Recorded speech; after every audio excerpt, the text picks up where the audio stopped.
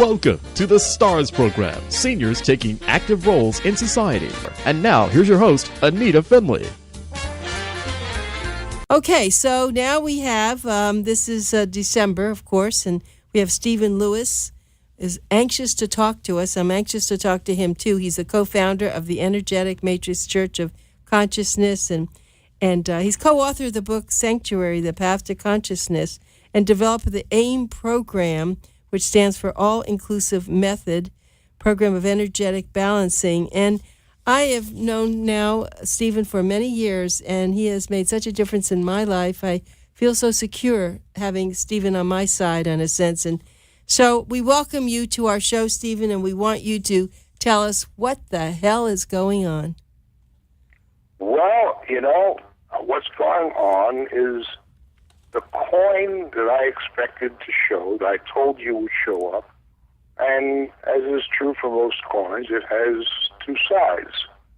And let's just call them plus and minus. First of all, let's start off with the good stuff. Okay? Okay. We did it. Actually, I'm not going to make the official announcement for about a week, just because there's a couple of little things I want to just make sure I check out thoroughly, because that's just my nature. But we did it. We did it, and not a moment too soon. So the question is, what did we do? We have basically functionally found every hereditary imbalance that people get, and found the frequencies to help people heal each and every one of those hereditary imbalances. Whoopee! Whoopee! Yeah, you bet. So what does that mean? Now, I think it's important to say it again. So, for longer than you've known me, which is quite a while, I have said this. Fundamentally, excluding trauma, people die from the effect of what they were born with, what they brought with them. And I disagree with everything that is contemporary philosophy. I don't function as a doctor. I speak with energy. They speak of medicine. But let me put it this way. Today, it is known that things are hereditary. And it is known by the people who have to know it, the ones who take in and pay out the money. They're the ones who have to get it right. Isn't that so? Yep, absolutely. It's about money. It's always about money. Now, they're the bookies that run our country. And they are bookies. And they don't sit and work in a pool room. They wear ties. They go to an office building. And what they do is calculate the odds. The odds of what, you may ask? Well, the odds of you dying. And you dying when? It's not a good word, dying, but, should I say transitioning? Okay. Doesn't matter. Now, and so they ask you when you apply for insurance, excuse me, sir, is there any cancer in your family? If so, who had it and what happened? And if there is, they make a little note, and their little note is there. They say, another thing, any heart disease, any diabetes, any this, any that, any MS, any cystic fibrosis, anything. And each one, and if they have another little marks that they make, they say either A, it's going to cost you a fortune for this insurance, because, chances are we're going to have to pay a lot of money. Or B, you can't have it. They set the odds for that in our society. So it's fair to say it's not a secret that things run in families. They are, if you will, hereditary. Some people might say, no, they're karmic. Okay, either way. Point is, you come here with them.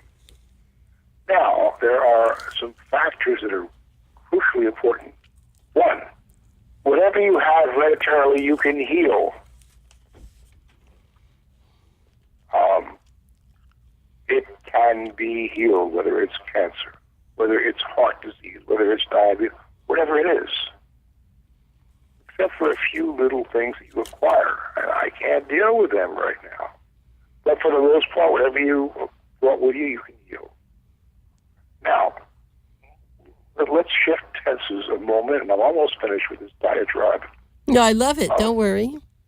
All right, now, I say that you die from what you brought with you, and I believe that is the case. It doesn't always say so in the obituary, but it is the case. For example, 30,000 people a year die of, let's say, influenza, right? Roughly. Now, nobody dies of influenza. The people who die of influenza, their grandmothers just have the same flu and they're fine. What makes it happen? It's very simple. They died of the final straw, the last straw. And that means very simply, they had something that was so profoundly debilitating and weakening that in the light of that, any little thing that they caught, that they came down with, was going to be the final straw. Call it a flu, call it a hangnail. It doesn't matter what. There are people who go to a hospital and have a wart removed or something, and they don't recover. It's a question of the final straw. And as I've said before, you see a guy with a camel with 1,000,000 straws on his back, and he puts one more on top of the camel, and the camel falls down on the ground and dies. Right. The guy says, "What a worthless camel." You look at him and you would say, "Are you out of your mind?" I mean, he had 1,000,000 straws on his back. The one is not the point. Don't you get it? Well, that's the point. That is the point. So we have, if you have the frequency of hereditary cancer and you heal it, you don't have it anymore. You don't have the capacity for it. And if you have a kid, you're not going to pass it on to that kid because it ain't there in you to be passed on. The same for heart disease, for this, for that, for almost anything. Now, damages are damages if they're done. Yeah, you deal with the damage. But that can be dealt with if you do so. But the disease, the weakening thing is gone. The vulnerability is gone. That's what we did. We helped people heal whatever their vulnerability is. And what's left now is to see, to count. People, I mean, there are people who die that call it 90 or 100. And maybe they can no longer see. They're blind. It happens. But maybe their hearing is great. Maybe they can't see or hear. But something else in them never weakened. It was great.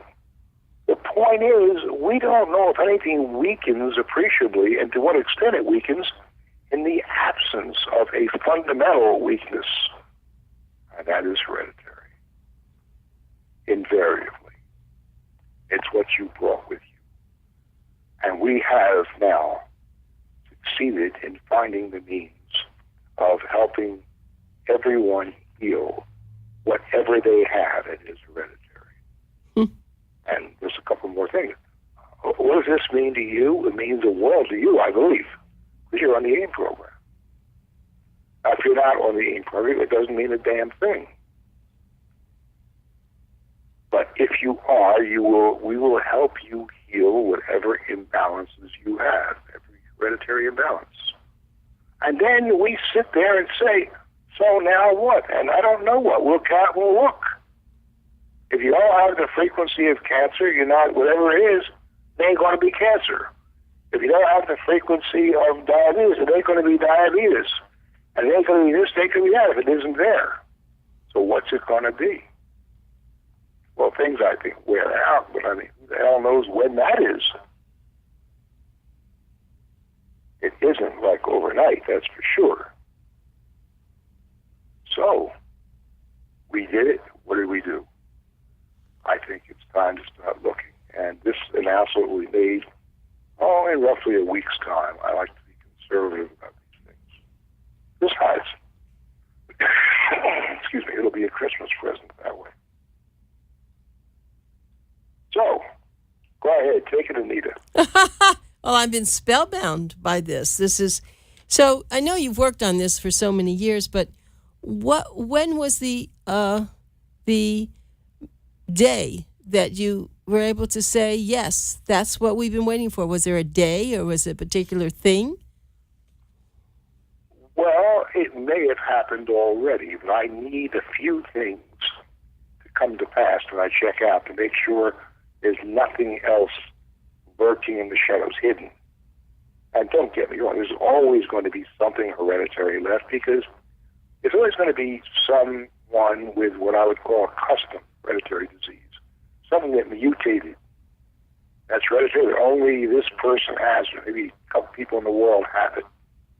Well, I won't find it unless they happen to come up in the game program. That's all there is to it. But the stuff that hits us, we as a group, hereditary imbalances that are common for us, the cancer, the heart disease, the diabetes, the this and that and that, I think they're done now. I will make the announcement when I'm positive, or a lot more positive, and that'll be roughly a week. But I'm kind of jumping the gun here because you and I have been together how long now, Anita? A long time. Yep. Long time. And so I thought that it makes sense to make that announcement on your program. Oh, I'm so excited about this. This is little did I know, but I want to talk then about what's going on in the Middle East. I want to know what's going to happen, do you think? The other side of the coin? Yeah. The other side of the coin is that, and I believe this, that there was some kind of poetic factor involved, that when we found, I can't substantiate it, we found a way to help people with every hereditary imbalance they have. At the same time, the disaster that I found and saw was happening would actually reach fruition. And that would be the almost universal in the U.S. and the Western world anyway, politically Western world, would be the almost universal immune deficiency and the results thereof. And what happens with an immune deficiency? With an immune deficiency, every hereditary imbalance you have that you keep at bay is no longer kept at bay. It becomes raging. You see, I believe when you have something hereditarily, you have the disease. You can have it and fight it successfully for many, many, many years. But you got it. If you don't have the hereditary lung cancer or cancer, if you don't have it, there's every evidence you're not going to get it. If you don't have the hereditary MS, you're not going to get MS.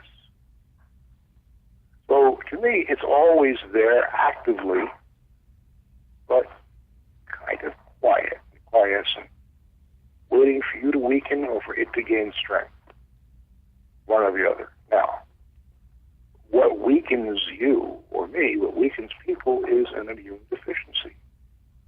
Something that destroys their immune system. And that is a real phenomenon.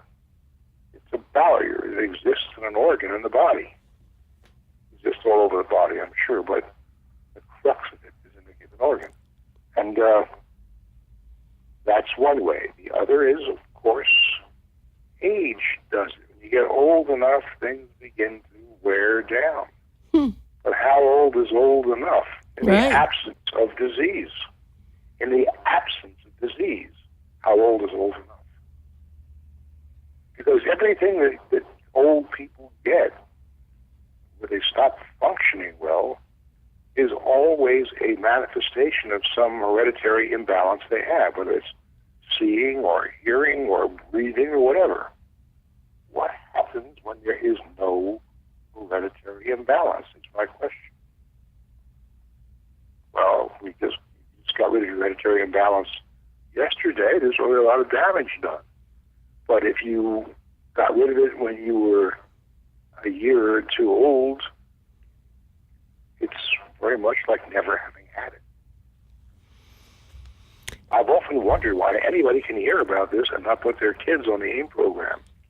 But I've wondered a lot about it. People have never gotten an answer. I don't even ask the questions much anymore. It is what it's supposed to be, and I understand that. Because I think disease is one of the means we've used classically to limit overpopulation. And the AIM program will never be that popular. It's the way it is. But let's say just a lousy 1 billion people are on the program. That will not change the population density of the planet. That lousy 1 million in the face of 7.5 billion? I don't think so. So what can we do to make people know more about it and to encourage them to do it? I don't know what we can do, and I don't know if we should do anything other than very simply be the messengers we are. But make sure that the message goes out so that people can get the message. They can hear it. They can read it. And then there's nothing we should do. It's then up to them. It's up to you. It's up to me. It's up to whoever it is to say, this sounds like incredibly relevant to me. It's something I need to do. Or, as is often the case, this sounds like absolute gibberish and another hustle to me, and I'm going to ignore it. It's up to them at that point, Anita. Just like it was up to you to say, I want to be on the AIM program, or to say, I don't want to be on.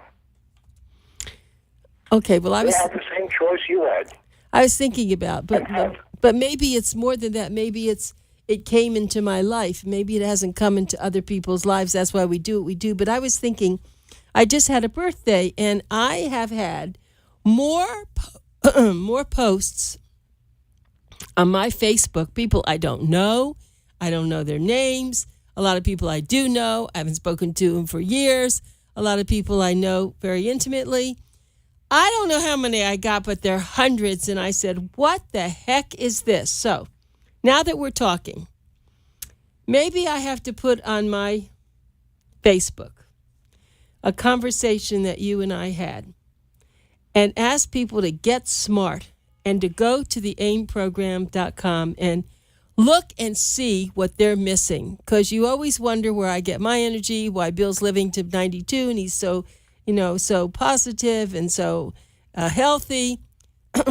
Maybe there'll be people who I don't even know who have never heard us would listen.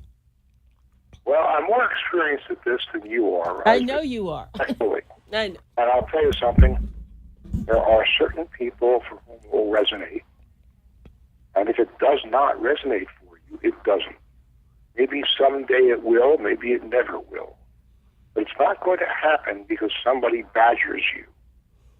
Because all you'll do is set into motion and into play the but what if phenomenon. When it's someone's time to get it, they'll get it. All we do is let them make sure they hear this so that they can make an informed decision. If you don't know about something, you can't make an informed decision that includes it. That is why I've said we're messengers. We deliver a message and then step back. Because then it's the choice of whoever gets the message. This is real, I want it, or this is like a bunch of crap, and I don't. Either way, in its own way, Anita, I hardly care, because I care about making this available and doing as complete a job as this is my life's work. But at some point, I step back and say, I've done my work. It is now your turn to say, I want to continue. I want this to apply to me and my family, or I don't. And it's hard to do that because we have egos. But nonetheless, we must do that. Does that make any sense to you? Yes, but my question, though, is back to what I said. Well, I don't have to actually harangue people, but I could just say, on my birthday, I just want you to thank you very much for wishing me a happy birthday. I think you should do that. Yeah. I think that makes absolute sense. Okay. But you have to learn to roll with it, to not be upset if someone goes, this doesn't sound right to me, I'm not going to do it. Right. It's just not, it isn't right for them. If they don't get that feeling that it's right, it's not right. And in the long run, you know what? No one's getting out of this alive. Right. The question is, when? That's the $1 million question. So anyway, I'm excited. Yeah, I mean, I hear you. I've been at this for 35 years or something? Right. So let me ask you a question. Did Wayne know before he passed away that you were so close to this? No, because I've been saying I need to get to this point for the last 20 years. And people get sick and tired of waiting. I don't blame them, but on the other hand, I have no choice. I do the next thing and look and see, is there anything else? Yes, there is. Do that. Anything else? Yes, there is. Do that. And keep going and going and going. And I understand I'm getting closer, but when do you get there? You get there. You know what? When a fat lady sings, the opera's over. Until then, it ain't over. Right? There's a coach of the Chicago Bulls, Dick Marler, said, "Ain't always gonna a fat lady sing." Well, that's it. And until then, then another great American, Yogi Berra, said, "It ain't over till it's over." I get it. And Wayne knew that's what I wanted, and at times he teased me and said, "Yeah, you're after the fountain of youth of the Holy Grail." And I said, "Yeah, well, that's right, Wayne. What do we want out of all this? Mm-hmm. I want to live a little longer, a little better. That's all I can say. Forget the poetry for a moment. There it is." And Wayne was in show business, and he went from flower to flower like a bee, sniffing the pollen and the nectar. And he would go from me, and his whole life he endorsed me, and he told people, "You got to do this."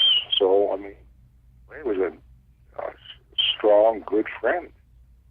But he had other things to sell. He had to write another book. He had, I don't know, how many books did he have?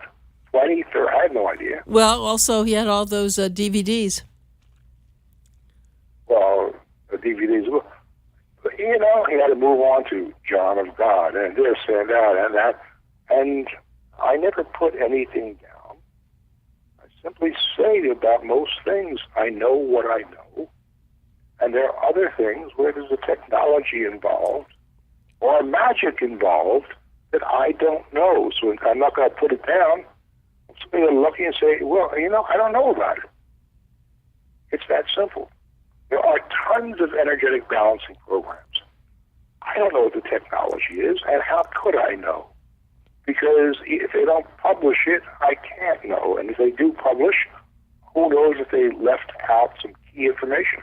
My information is all there to be seen, except for the key stuff that I happen to have left out. By design, obviously, because it is a frequency generator. You can generate a lot of different frequencies. I think with that technology, you could find a way to generate destructive frequencies. And I'll be damned if I'm going to look, my betters have made the same mistake. Oppenheimer died saying, "I had blood in my hands." Einstein died saying, "I should have been a watchmaker." I'm I'm not going to let my life's work be a weapon. So I left out the key stuff. All I do is I look at something and I go, well, maybe it's real. I don't know, but I can tell I'll take the person who's demonstrating it and saying, this is fantastic. And I look and say, how is he doing? If he's healthy, a life force of 100, and this and that, oh, well, that's great. But if I look and I see not just the new things that I've found, there are many, many, many, many of them, but the classic things, the TBs and this and that, the leprosy, everything, all these hereditary imbalances, the cancer, if it's still there, I can conclude that it doesn't work. It doesn't work by error or by design. Is someone doing some kind of a hustling thing? I don't know. Maybe. Well, let me ask you. Are they wrong? Maybe. There it is. Well, let me tell you something. I guess we've run out of time, which is always painful for me, but I want everyone to know again, really, really important. Stephen Lewis, the co-founder of the Energetic Matrix Church of Consciousness, we call it EMC². Go to the website, please. You'll find so much on aimprogram.com or energeticmatrix.com. Or you can call a phone number for a brochure, which is 877-500-3622. This is one of the most important conversations. I mean, this is so far above so many of the other interviews that we do, and you may be a little bit confused. This is very, very good stuff, and you need to get into a little bit more. So please do go to that website. And Stephen, I can't thank you enough. This is a memorable day for us, for you to announce what you did. I know it. I'm thrilled. I am so thrilled. I know. I am so thrilled with what you've said, and I feel so privileged to have been a part of your life for so long, and will continue. So thank you very much, and have the best holiday forever.